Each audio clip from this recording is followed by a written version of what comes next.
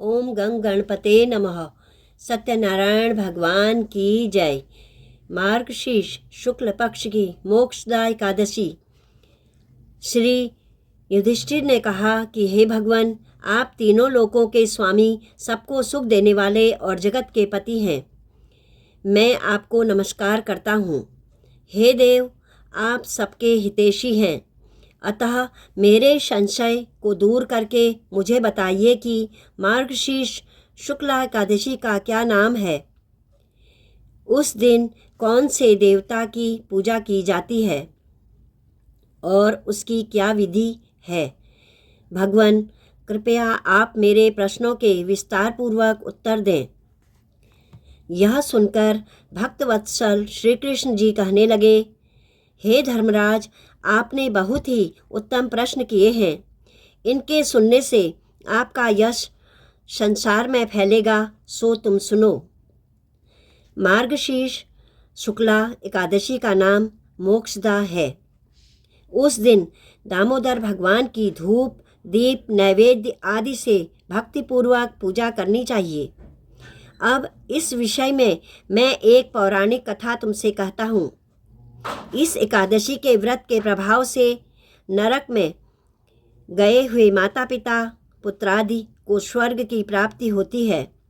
यह कथा आप ध्यानपूर्वक एकाग्र चित्त होकर सुनिए। गोकुल नाम के नगर में वैखानस नाम का एक राजा राज्य करता था। उसके राज्य में चारों वेदों के ज्ञाता ब्राह्मण रहते थे। वह राजा अपनी प्रजा का पुत्रवत पालन करता था। एक समय रात्रि को सोते समय राजा ने स्वप्न देखा कि उसका पिता नरक में पड़ा हुआ है।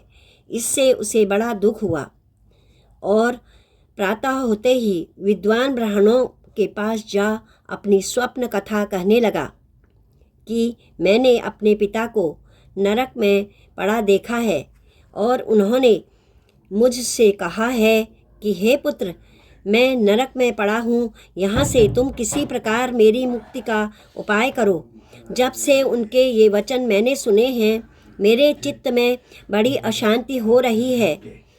मुझे इस राज्य, धन, पुत्र, स्त्री, हाथी, घोड़े आदि में कुछ भी सुख प्राप्ति नहीं होती है। अब मैं क्या करूं, कहाँ जाऊं?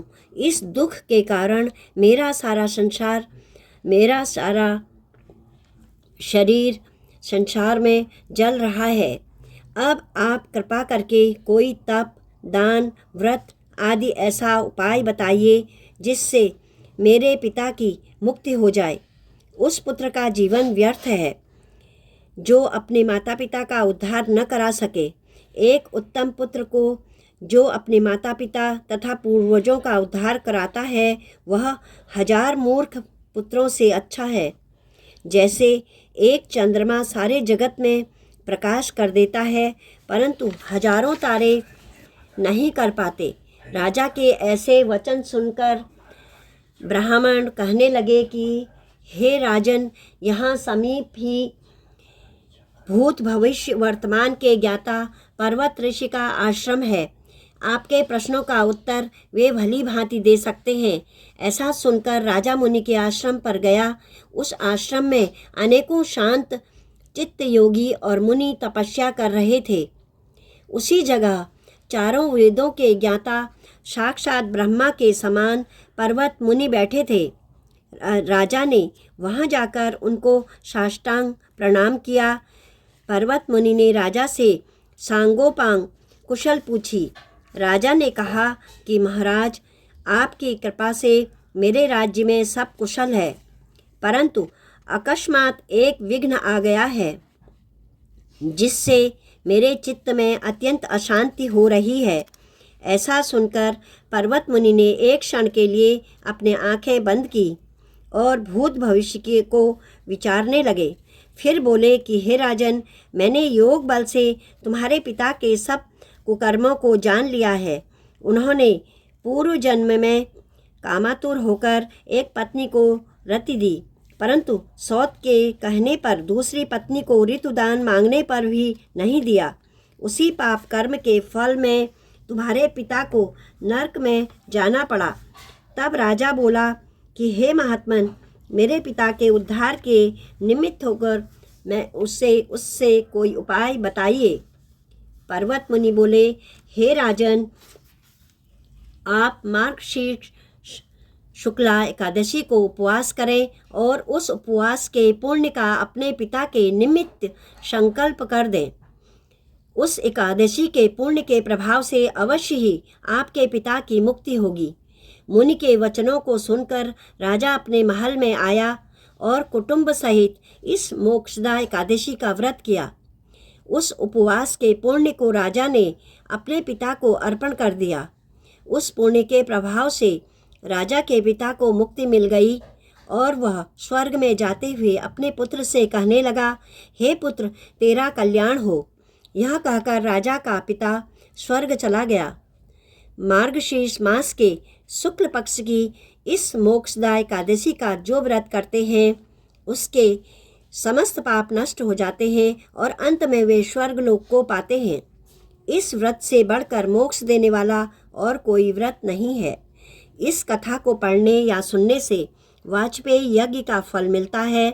यह व्रत मोक्ष देने वाला तथा चिंतामणि के समान सब कामनाएं पूरी करने वाला है।